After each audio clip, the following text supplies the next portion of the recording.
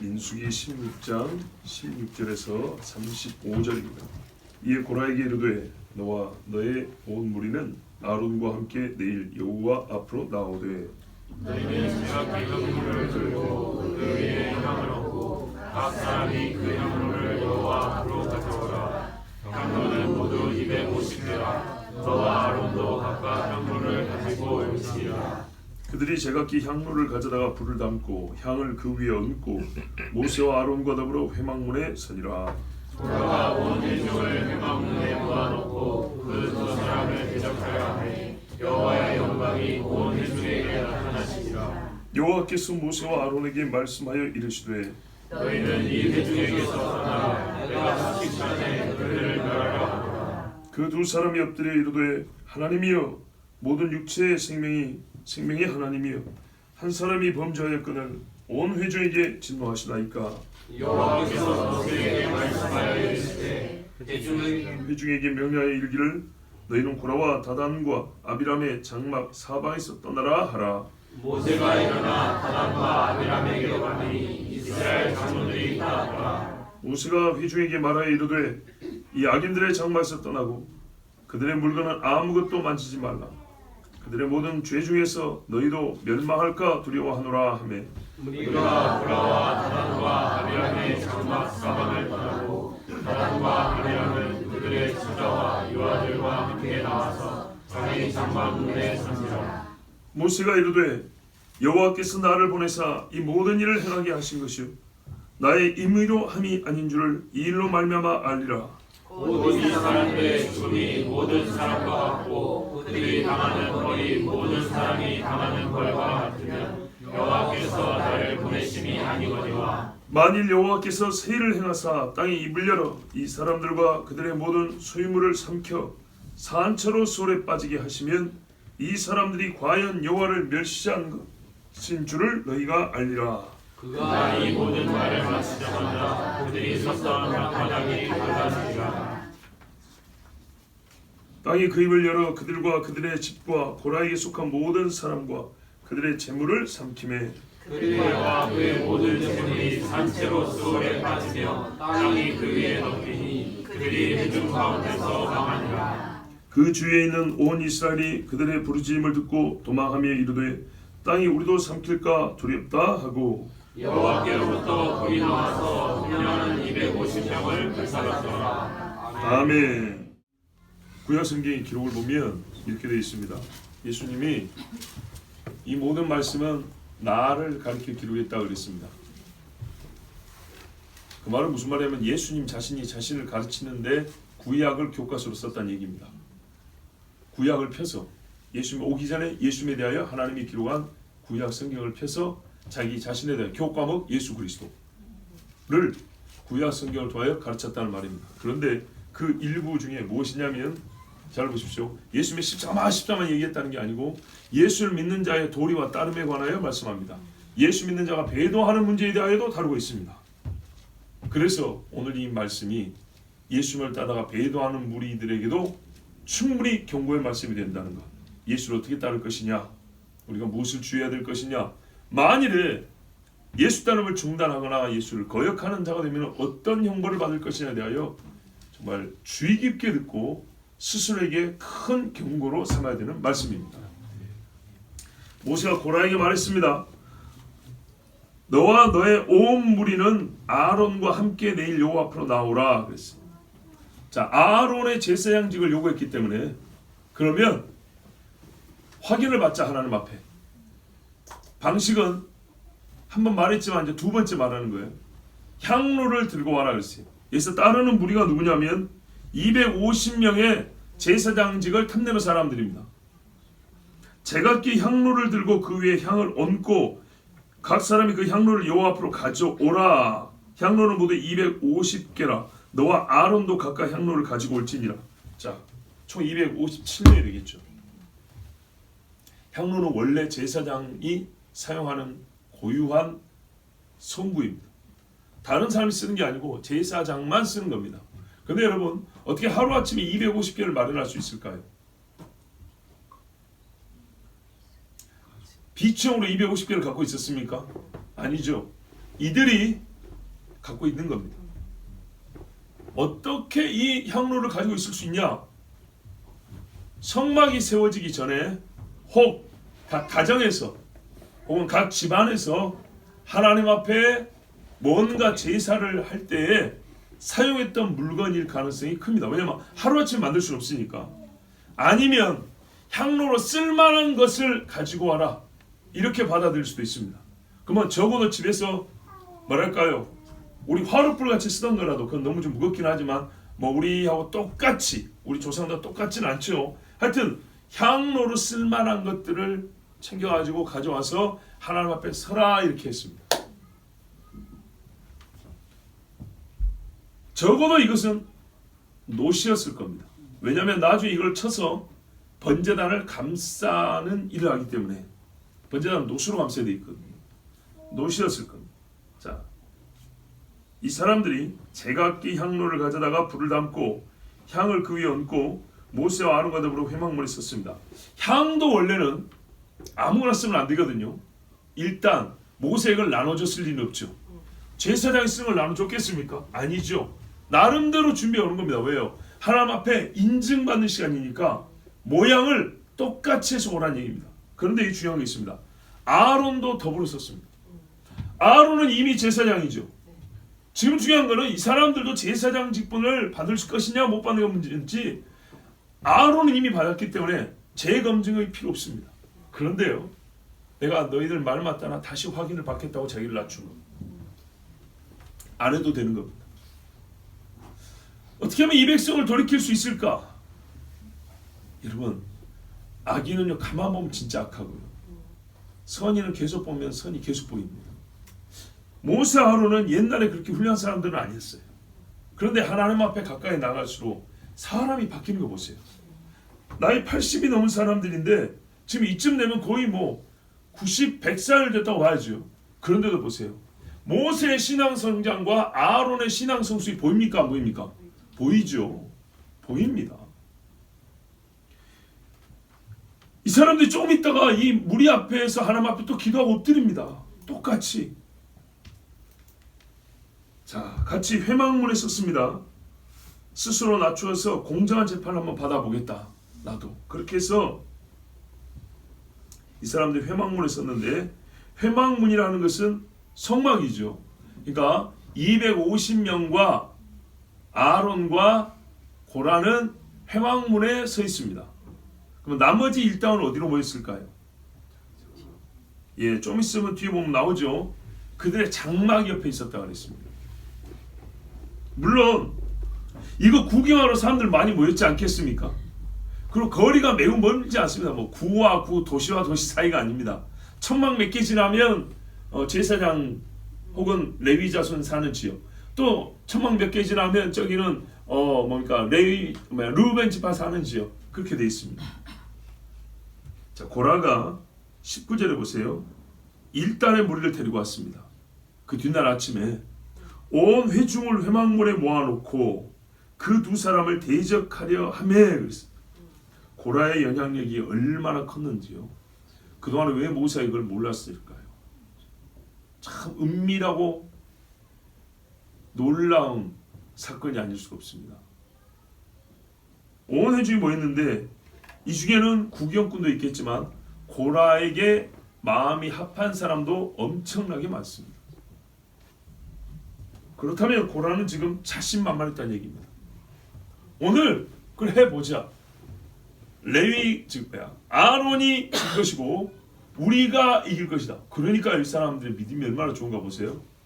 온 회중이 거룩하단 말이 이거 거짓말이 아니었나 봐요. 잘못된 강력한 믿음은 절대적으로 파멸에 속하게 됩니다. 거짓 선지자들도 자기들이 다 진짜로 생각했습니다. 하나님이 바벨론에서 2년 만에 돌아오게 한다 했다. 예레미야 뺨을 쳐까지. 근데 하나님 뭐랬어요? 너는 오래 죽는다 그랬어요. 그래서 어떻게 됐습니까? 그 하나냐 그 사람은 그의 7월에 죽으니라. 모아놓고 두 사람을 대적하려. 그러니까 이 많은 사람들이 모세와 아론을 대적하는 마음을 갖고 있었던 거예요. 고라에게 책동돼서 고라와 같은 마음을 갖게 된 사람들이 이길 줄 알고 오늘 우리 이 제사장 250명이 쓰여지면 이들과 함께 뭔가 영광을 얻을 줄 알고 그 착각했던 사람들입니다. 그러나 결국은 어떻게 됩니까? 재앙의 증인이 될 뿐입니다. 한편 고라는 확인이 끝난 다음에 사람을 모아놓고 선포하면 좋잖아요. 확인해 보니까 우리가 이겼다 이러면 되잖아요.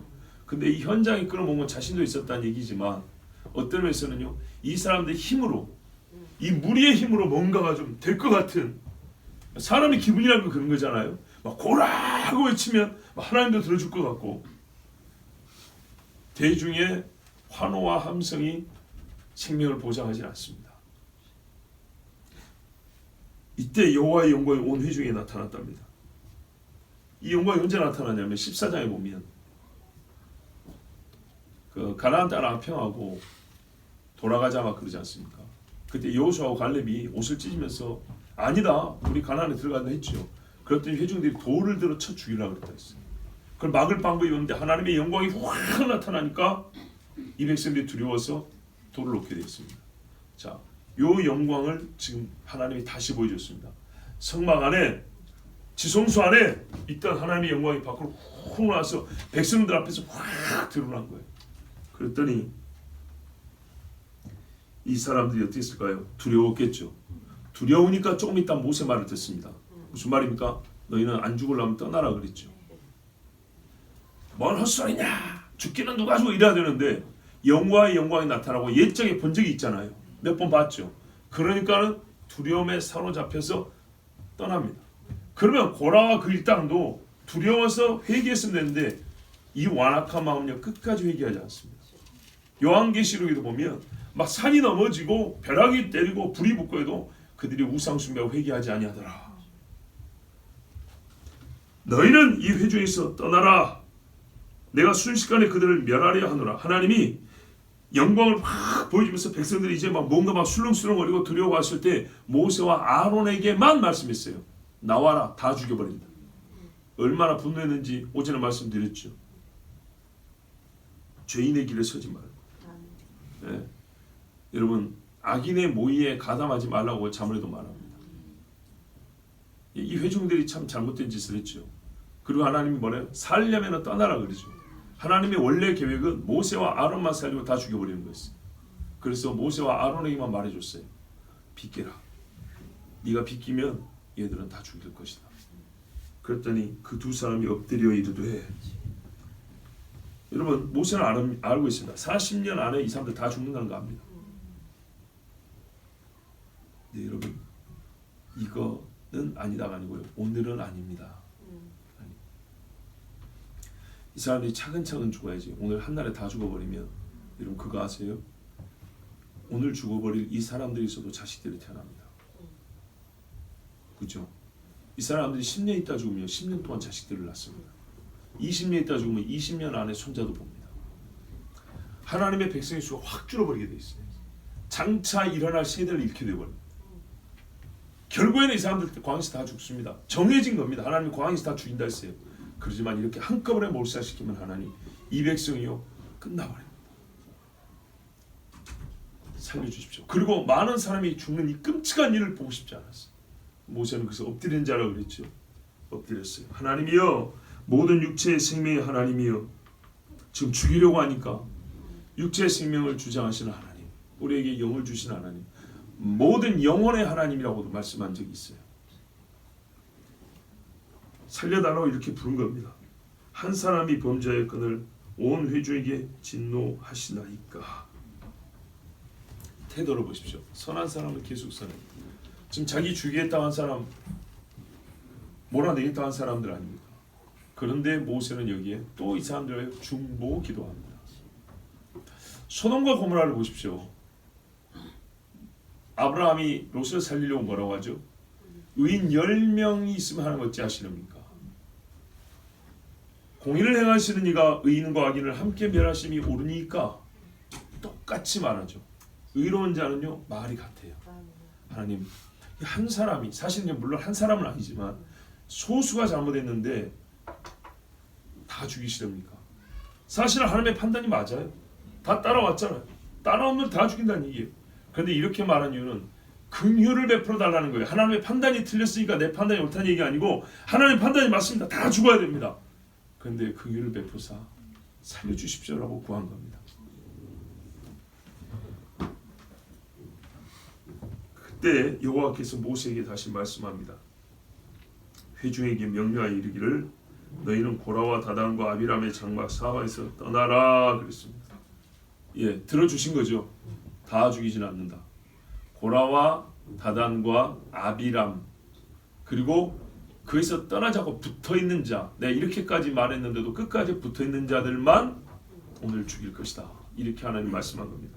그런데 여기서 이제 우리가 이제 말씀의 실제로 한번 상상을 해보자고요. 그림을 그려봅시다.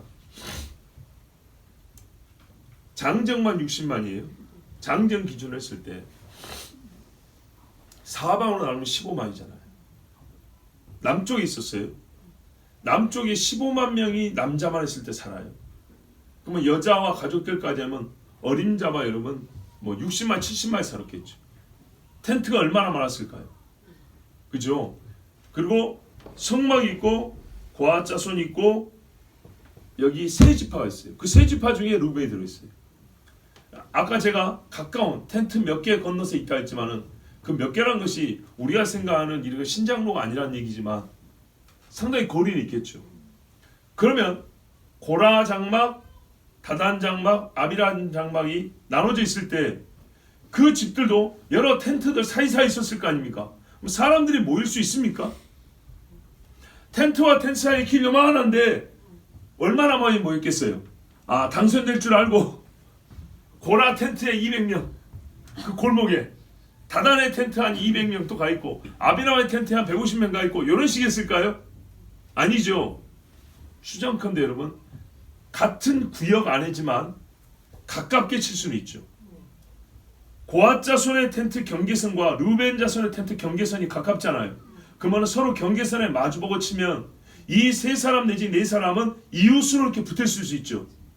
그리고 힘 있는 사람들이니까 좁은 골목 사이에 있었겠습니까? 좀 널찍널찍이 쳤겠죠. 그리고 이 사람들이요 가정생활 텐트만 있었냐? 그들의 모의를 위하고 그들의 집회를 위한 텐트도 세울 수 있는 겁니다. 이해가 되시죠? 예, 자기들끼리 모셔 작전회의할 수 있는 텐트 하나 더 세울 수 있습니다. 백성이 온 무리가 거의 이 사람들의 말을 따를 정도입니다. 광야는 넓습니다. 서로 간에 널찍널찍 텐트를 치지만 더 평수를 좀 잡아가지고 우리 회의용 텐트 하나 만들고 그 옆에 우리 집 너희 집 이렇게 붙어 살면서 자주 만나서 모이고 작전 짜고 백성들 교육하고 이런 했을 거 아닙니까? 그래서 사람들은 이 사람들의 텐트에 집중적으로 회중이 모일 수 있었던 겁니다. 만약에 띄엄띄엄 있었다면 모인다는 것 자체가 불가능하죠. 그러니까 근방에 텐트를 치고 같이 살고 또 그들이 함께 모일 수 있는 대형 텐트를 쳐서 그들의 집회와 작전을 세우는 회집 장소로 썼을 가능성이 매우 큽니다. 그러니까 그 일대의 한 지역에 많은 사람들이 모일 수 있는 겁니다. 자, 250명은 회막 앞으로 갔어요. 저기서 어떻게 해요? 당선 발표가 나면 이 자택에 있는 후보들 집에서는 어떻게 해요? 잔치를 해야죠. 또는 지지자들은 여기서 환영해야죠. 꼭 그런 셈인 거죠. 그런데 여기서 보세요. 다단과 아비람은 루벤 지파잖아요. 그러니까 안 갔어요. 이 장막에 머물러 있었어요. 그런데 참 이게 재밌는 말씀이 있어요. 자, 왜 이렇게 말했냐? 잘 보세요. 27절을 보시면 27절 무리가 우리 같이 읽겠습니다. 27절 시작. 무리가 고라와 다단과 아비람의 장막 사방을 떠나고 다단과 아비람은 그들의 처자와 유아들과 함께 나와서 자기 장막문에 선지라. 아멘. 다단과 아비람은 같이 붙어 살죠. 그런데 사람들이 고라와 다단과 아비람의 장막을 떠났는데 남은 사람은 고라는 없고 다단과 아비람만 있죠. 이 부분을 우리가 아마 거의 몰랐을 겁니다. 고라는 레위 지파잖아요. 고라가 탐낸 건 뭐예요? 제사장이죠. 그러니까 고라는 어디 갔어요? 회막 앞에 가 있다고. 회막 앞에. 근데 루벤 지파인 이 두 사람은 이 함께 모여 사는 거기 지키고 있는 거예요. 그리고 사람들이 여기 많이 모여 있었다는 거예요. 근데 보세요. 집은 고라 집도 이 옆에 있다는 거예요. 고라 집도 이 옆에 있는데 고라는 어떻게 했어요? 회막으로 가고 다단과 아비람은 남아있다. 제가 그린 그림이 그려지시죠? 예. 자, 그래서 24절도 고라와 다단과 아비람의 장막 사방에서 떠나라 하라. 이게는 어느 한 일정한 지역을 말하고 있어요. 여기서 얘네들이 같이 살고 있는데 고라는 일단 어디로 갔냐면 회막으로 장불 들고 갔어요. 여러분 떠나라. 요한계시록 18장 4절에도 내 백성아 음녀에서 나와 떠나라. 왜요? 같이 있으면 죽는다입니다. 이스라엘 백성이라도 6월절 어린 양의 피를 안 바르면 그 집도 죽습니다. 창세기 19장에 보세요. 아브라함을 통해서 하나님이 롯을 살려주려고 하지만 롯이 소돔에서 안 나왔다면요, 죽는 겁니다. 이거 정말 중요합니다. 여러분, 옛적 우리 선배들이 이렇게 가르쳤어요. 구원의 방도를 신실하게 사용하라. 하나님이 가만히 있어도 항상 기적으로만 일을 해줄 것을 기대하지 말고 방법을 가르쳐주면 그거를 감사함으로 봐서 신실하게 쓰라는 거예요. 성찬식을 가르쳐주고 하라 그러면 신실하게 하라는 거예요.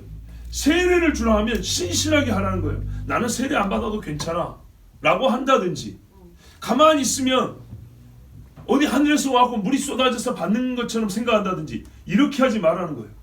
그렇죠? 사도들과 목회자들은 세례발자를 찾아서 믿음을 확인한 다음에 세례를 주고, 내가 예수 믿으면 구하여 저도 예수 믿으니 세례를 주십시오 라고 빌립과 에디오피아 내시처럼 그렇게 하라는 얘기입니다.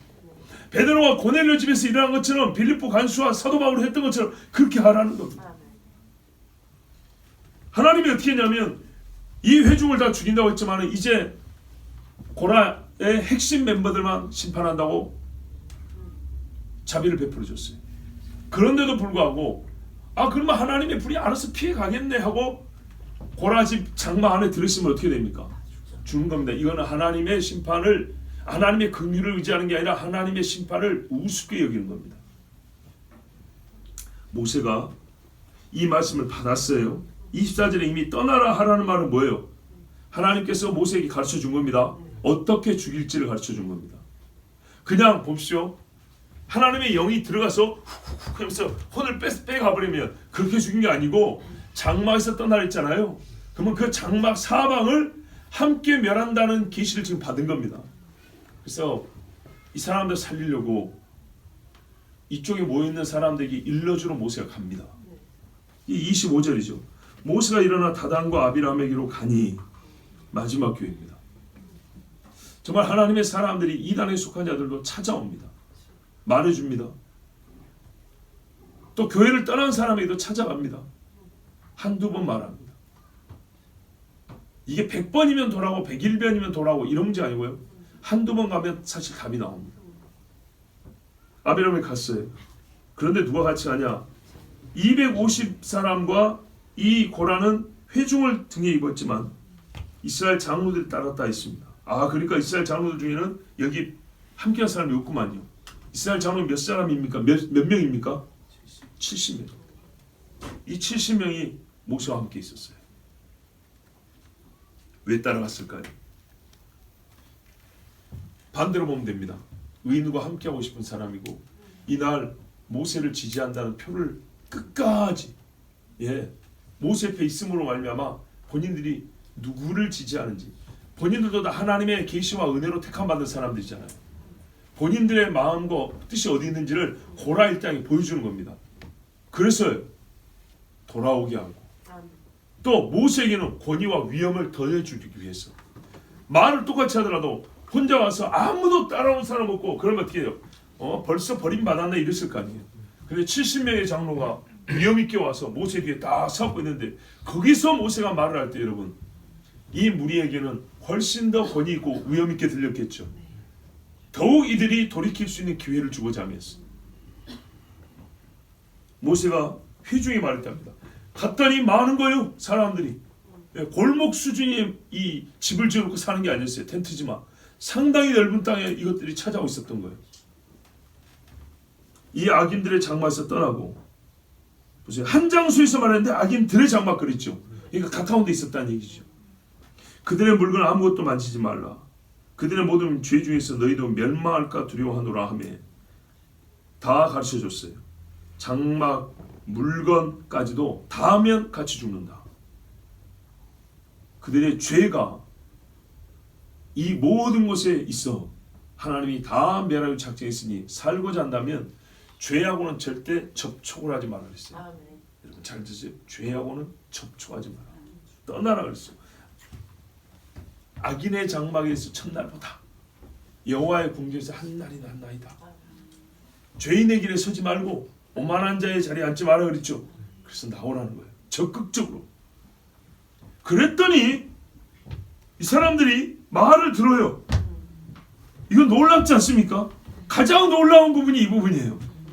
전체적인 이 과정 중에서 무리가 고라와 다단과 아비람의 장막 사방을 떠나고 배신이야 배신. 이 사람들 입장에서 그렇게 보이죠. 왜 떠났을까요? 첫째는 두려움이죠. 여호와의 영광이 지금 저쪽 회막 앞에 보이죠. 거기다가 모세가 70인 장로까지 왔으니 말 그대로 결과론적이지만 이 사람이 함께한 효과가 있었어요. 최소한 이 장막에서 떠났어요. 뭐 다단과 아비람은요 두려움이 임해야죠. 함께했던 이 많은 사람들이 우르르 물려가면서 조용히 갔겠습니까? 말도 했겠죠. 야 죽는데 어쩐데 뭐 회막에 영광이 나타나고 막 몇 년 전에 이런 일이 있었잖아 하면서 막 시끌벅적이 떠났지 않겠습니까? 그러면 이 일당들도 두려움에 무릎을 꿇고 우리는 어찌해야 되겠습니까? 이래야 되겠죠.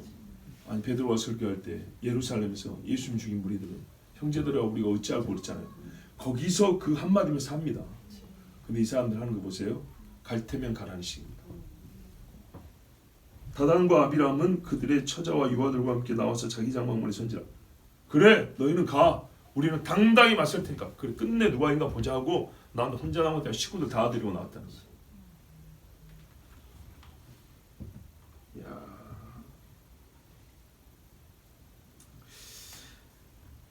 악을 행하는 자들에서 떠나는 은혜야말로 구원에 수반되는 행위 중에 하나다고 옛날 선배는 말했습니다. 우리가 구원을 받았다는 증거, 내가 구원을 향하여 가고 있다는 증거 중에 유력한 증거는 뭐냐면 내가 전날에 붙어 있었던 악인과 떨어져 나오는 것. 옛날 술 친구가 이제 끝났어요. 옛날 연애 친구가 이제는 멀어졌어요. 이래야 되는 겁니다.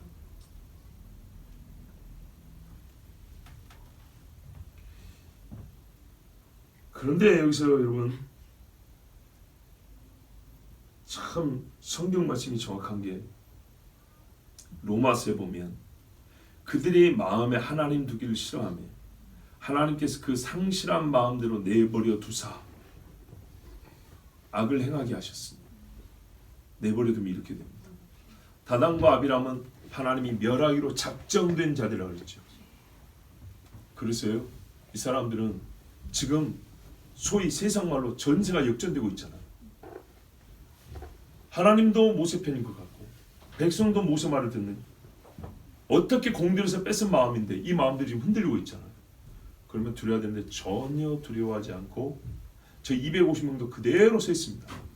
불 받겠다고 그대로 서 있고 여기 다단과 아비람도 너희들은 다 가도 괜찮으면서 우리 식구 다 나와 여기 서 그러면서 딱 모세를 노리고 있는 겁니다.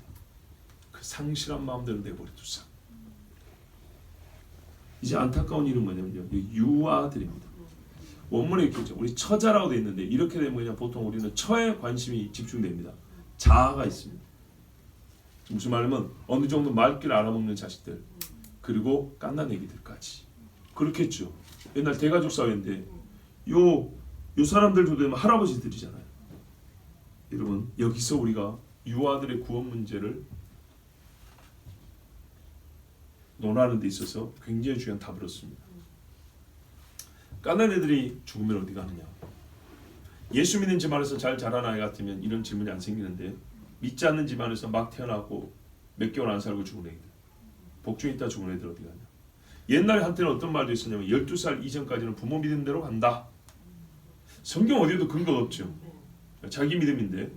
근데 이제 문제는 이거예요. 하나님이 인간을 만드실 때 인간을 어떻게 자라게 하시냐면 사실은 언어도 없고 여러분 복음은 언어잖아요. 언어가 없는 세계에서 살게 하고 언어를 갖게 하고 말귀를 알아듣게 하고 이 과정이 다 있거든요. 근데 그 앞당겨서 죽어버리면 언어로서 알아들을 수가 없어요. 이 아이들은 어떻게 할 거냐. 그래서 우리의 인간의 동정심 생각할 때는 그 아이들이 뭔 잘못이 있다고 다 구원하겠지.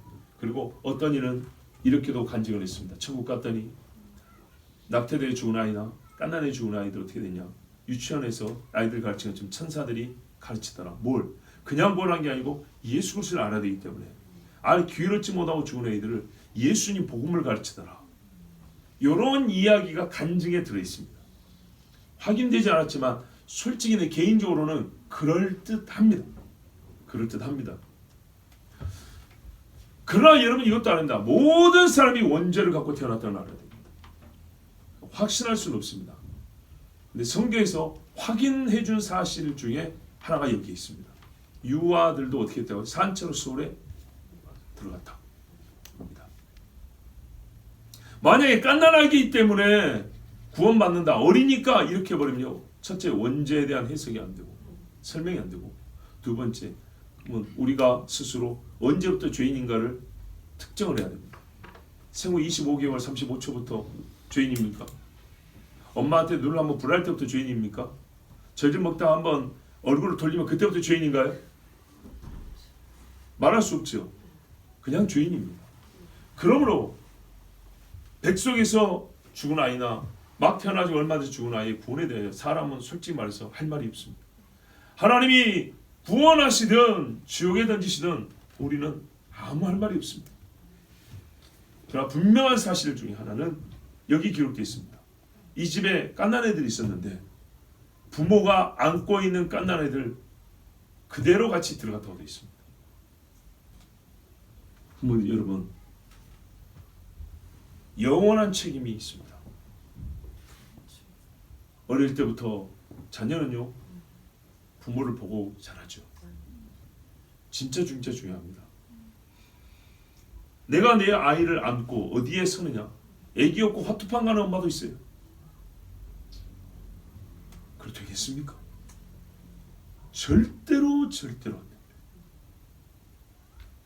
아무리 아이를 사랑하지만 없고 불당해 가지고 엎드리면 되겠습니까? 잘 보십시오. 어린 자식들도 있더라. 이 아이들은요 부모의 품에 안긴 것밖에 없지만 역시 동참자입니다. 거기에 떠난 자가 아닙니다. 이에 대해서는 우리가 성경 외에 할 말이 없습니다. 모세가 이르러 말합니다. 여호와께서 나를 보내사 이 모든 일을 행하게 하신 것이요 나의 임의로 함이 아닌 줄을 이 일로 말미암아 알리라. 너희가 하는 말이 내 마음대로 스스로 왕이 되고자 한다 했다. 특히 르우벤 자손 너희들은 그렇게 나를 모함했다. 여기서도 증거가 나타날 것이다. 나는 내 마음대로 한 적이 없고 하나님이 명하여 시키신 일을 했을 뿐이고 나는 너희로 하여 간구한 자이지 너희 위해서 군림한 자가 아니다. 했습니다. 그래서 증거를 줄 건데 이 사람들 죽음이 모든 사람 갖고 평범하게 죽는다면 그들이 당하는 벌이 모든 사람이 당하는 벌과 같으면 지금까지 너희가 본 적이 있는 그런 벌이라면 여호와께서 나를 보내심이 아니다. 즉 이 사람들 말이 맞다. 이 사람들이 앞으로 왕 세우면 된다. 그러나 여호와께서 새 일을 행하사 그죠? 그동안 못 본 일이에요. 한 번도 본 적도 들어본 적도 없는 일이에요. 새 일을 행하사 그게 뭐냐 했더니 땅을 입을 열 우와 이거 어떻게 하죠? 이 사람과 그들의 모든 소유물을 삼켜 산채로 수월에 빠지면 수월 원문에 걸고 우리나라 번역으로 지옥입니다. 지옥이 어디 있는가 보세요. 땅입니다. 땅. 그래서 한자로 지옥이라고 한 거예요. 이 사람들이 과연 여호와를 멸시한 것인 줄을 너희가 알리라. 하나님이 나를 보내심인 줄 너희가 알리라 아니죠. 이건 당연한 것이고 하나님을 멸시한 죄로 말미암아 죽는 것인 줄 알라 그랬어요. 28절부터 29절 30절까지 보면 이 사람들이 새로운 방식으로 죽음을 당하면 하나님이 나를 보내신 것이고 이들은 여호와를 멸시하여 죽은 것이다. 원문에 들어가면 하나님을 격분시켰다. 하나님을 진노한 행위를 말미암아 죽은 것인 줄 너희가 알리라. 근데요 하나님이 이거 가르쳐준 거 하지 않아요? 모세한테. 모세가 이런 식으로 죽여달라는 게 아니거든요. 가르쳐달라는데 하나님이 가르쳐주는데 그 말은 뭡니까? 여지없이 그냥 지옥에 떨어질 죄였다는 얘기입니다. 그 죄의 크기가. 그가 이 모든 말을 마치자마자 이제는요 끝입니다. 만약에 이 말을 마치고 한 10분쯤 있었으면 혹시 다단과 아비람의 집에서도 나 미안해요 하고 뒤로 물러서 사람이 있을 수 있겠죠. 기회는 아까까지였어요. 때가 되면 회개 기회가 없습니다. 딱 말이 끝나자마자 땅을 갈라버렸어요. 얼마나 무서운가 보십시오. 땅이 종이처럼 찢어진 겁니다. 두부 있죠, 두부. 두부 생각해, 땅이 으깨져 버린다고 생각해보세요. 두부 가운데로 손을 으깨보세요. 어떻게 되는가.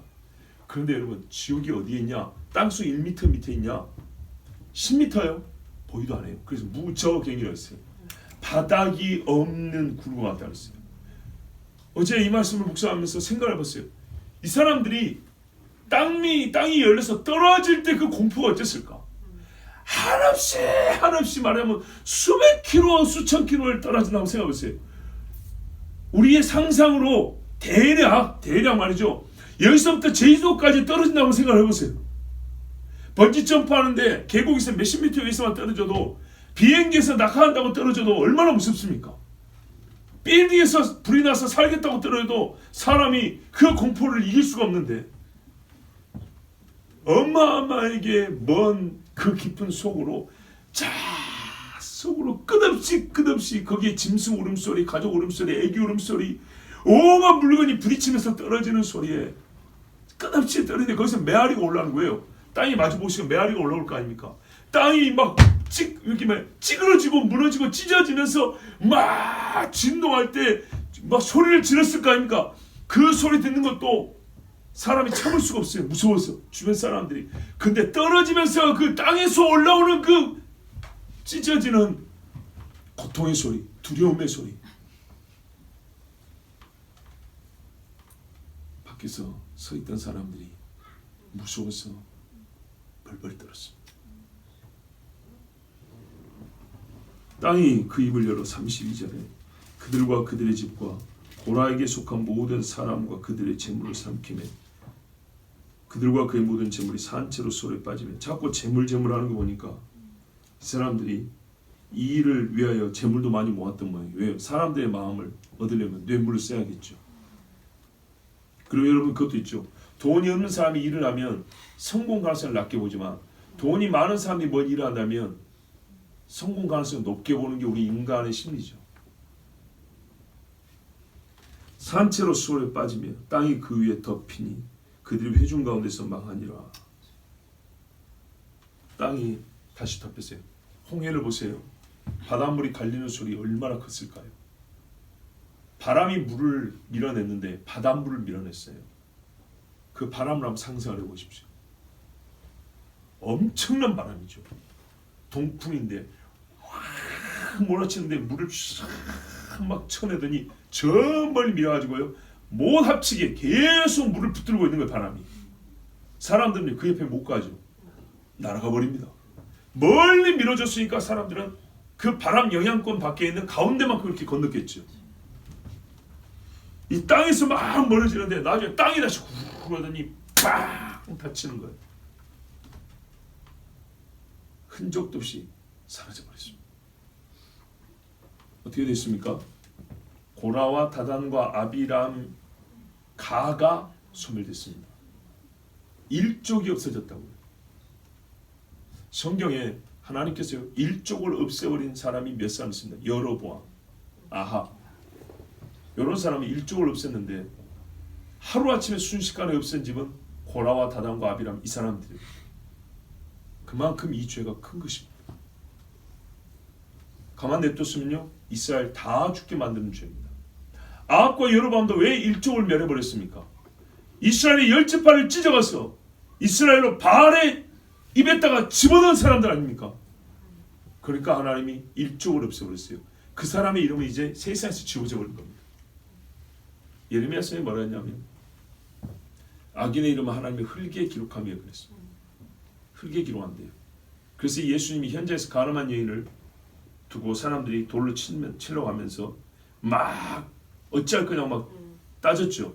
그때 예수님이 흙에, 이 바닥에다 글을 썼다고 되어 있어요. 물론 그게 뭐 대리석 바닥이 어쩌니 놀라지만 결국에는 흙인데다 쓴 거예요. 뭐라고 썼다는 거예요. 내용은 몰라요. 그런데 가장 성경적으로 추정하는 게 바로 이겁니다. 예레미야서에 악인들은 흙에 기록하여 바람 불면 다 나를 없애져 버리죠. 그 이름들이라는 겁니다. 만약에 예수님이 앉아가지고 거기에 있는 사람들의 이름을 하나씩 쓰고 있었다면 무서웠겠죠. 성경을 아는 사람이라면 정말 벌벌 떨었겠죠. 이 사람들은요, 그 말씀에 최극단을 보여줍니다. 말 그대로요, 흙바닥이 갈라져서요, 흙으로 덮어버린 겁니다. 무덤 쓴 겁니다. 오늘 그 주위에 있는 온 이스라엘이 그들의 부르짖음을 듣고 도망하며 막 달려가는 모습을 생각해 보세요. 혹시라도 또 갈려 죽을까봐 사람들이 흙먼지를 날리면서 저 멀리 달려 도망을 보세요. 애기 안고 달려가는 사람 봐. 장관이었겠죠. 땅이 우리도 삼킬까 두렵다 하였고, 이것입니다. 여러분, 두려워할 줄 알고 사는 겁니다. 시편에 말했어요. 악인은 그 눈앞에 하나님이 없다 하느니라. 하나님을 두려움이 없느니라. 그 심중에는 하나님이 없다고 그 눈앞에는 하나님을 두지 않는 게 악인이라고 그랬어요. 오늘에서야 눈이 띄었죠. 근데 뒤에 보면 알지만 다 띄지 않았어요. 선잠깬 정도밖에 안 됐어요. 금세 잊어버립니다. 그 금붕어니 새니 이거 몇 초 안 간다고 놀릴 거 없어요. 최고의 피조물인 인간을 얼마나 무지하고 어리석은지 봐보세요. 자, 이래서 도망을 갔어요. 그러면 저 회막 앞에 있었던 250명 어떻게 됐습니까? 거의 동시적 사건이었겠죠. 동시에 거기서도 뭔 일이 있었냐? 여호와께로부터 불이 나와서 분향하는 250명을 불살랐더라. 확실합니다. 나답과 아비후가 옛적에, 여러분 잘 보세요. 다른 불을 가지고 와서 선 것 때문에 그 향로에서 불이 나와서 태워 죽여버렸어요. 그런데 이 사람들은요, 향로 자체가 하나님이 만들라는 것이 아니에요. 자격 없는 손이에요. 허락되지 않은 불을 가지고 온 것으로 죽임을 하는데, 허락되지 않은 손이 허락받지 못한 어디서 주전자 같은 걸 갖고 와가지고 하나님 앞에 서 있으니 하나님이 받겠습니까? 그래서 불살라 주겠어요. 이 향로, 그들이 그토록 여기서 우리를 제사로서 증거 나타내를 받았던 바로 그 향로가 그들을 죽이는 도구가 됐어요. 악인은요, 자기를 높이는 그 도구가 자기를 죽이는 하나님의 도구가 된다는 것을 알아야 합니다. 보십시오. 다윗이 골리앗의 목을 뭘로 쳤습니까? 그렇죠. 죽이기는 물맷돌 돌로 쳐주겠지만 골리앗의 목을 자르는 것은 골리앗의 칼입니다. 어찌 그리 우매한지 왜 칼로 하나님과 하나님의 백성을 조롱하였단 말입니까? 고라는 여기서 죽었습니다. 아까 들으신 대로 고라는 제사장 욕심이 있었기 때문에 여기서 있었어요. 그런데 뒤를 돌아보니까 저기 그 고함 소리에 자기 집과 장모님 다 들어가는 소리를 듣고 있는데 여기서 불이 나와서 자기도 함께 같이 들어갔어요. 오늘 여러분, 또 다른 결론에 가름하는 설명을 덧붙이지는 않습니다. 이 말씀을 참 우리에게 해석이면서 반복하게 경고해주는 신약의 말씀이 있어서 그 말씀을 읽고 설교를 마칩니다. 히브리서 10장 26절에서 31절 말씀입니다.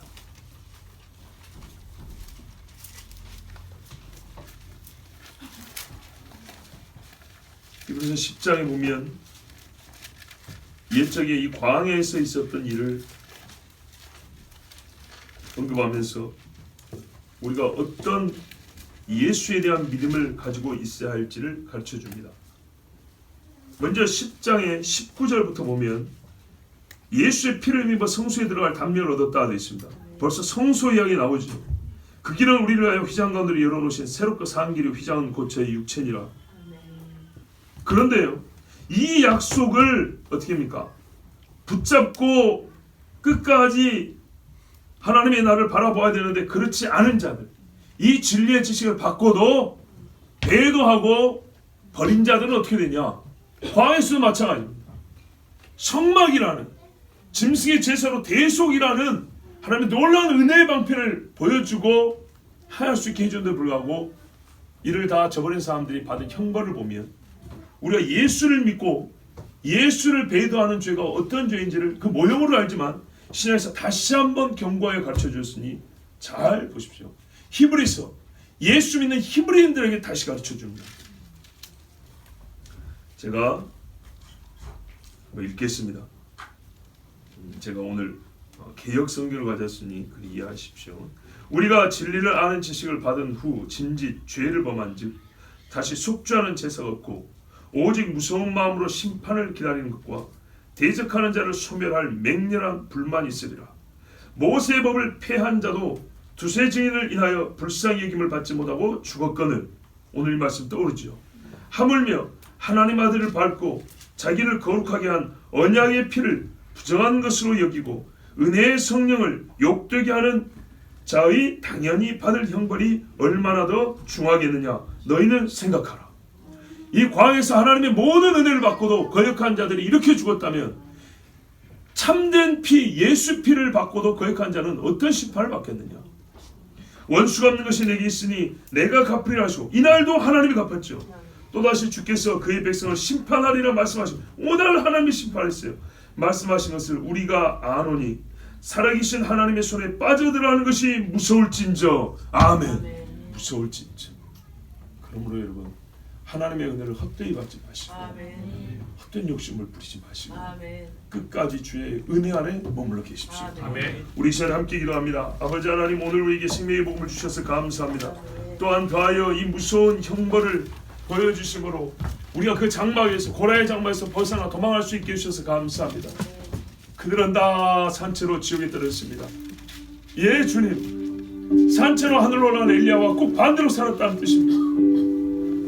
산채로 하나님의 부름을 받은 에녹과 같이 살지 않냐고 정반대의 삶으로 세상을 더럽힌 자들이 있다는 뜻입니다. 아버지 하나님, 우리가 엘리야와 같이 살 것이냐, 고라편에 설 것이냐, 모세와 함께 선자가 될 것이냐, 다단과 아비람의 장막에서 만난 것을 먹으면서 헛된 욕심을 꿈꿀 것이냐. 주여 우리의 마음을 결정하게 하여 주시옵소서. 하나님의 손에, 진노한 하나님의 손에 빠지는 무섭고 긍휼의 하나님의 손에 잡힌 자들은 구원을 받습니다.